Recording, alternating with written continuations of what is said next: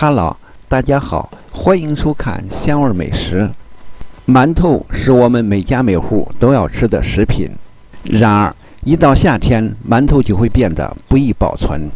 在炎热的天气下，也有朋友会习惯性地直接把馒头放进冰箱的上层冷藏室来进行保存。实际上这样做是错误的。如果把馒头直接放进冰箱上层冷藏室进行保存的话，那么就很容易使馒头的水分流失，会加速馒头变干老化，口感变差，而缩短馒头的保质期。所以今天我就给大家分享一个从一个老保姆那里学来的保存馒头的小妙招。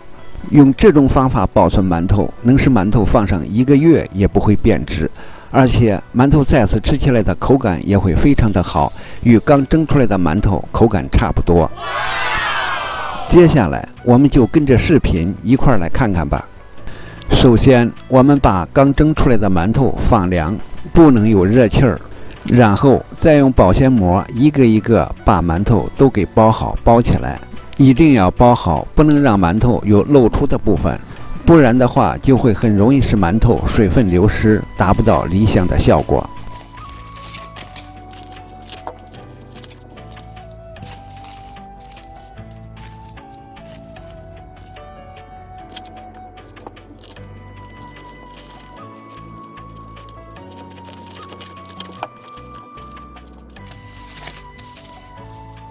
就这样一个一个要把它包好。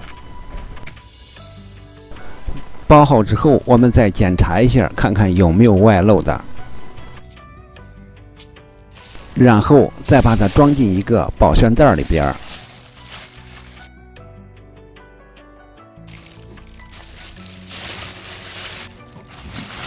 装好之后，再用手慢慢地把袋子里边的空气给排除掉，让馒头在保鲜袋里边处于一种真空的状态。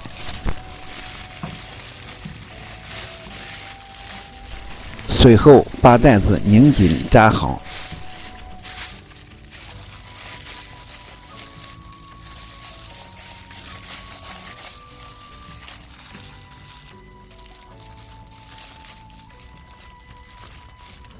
扎好之后，我们再把它放进冰箱的下层冷冻室进行保存。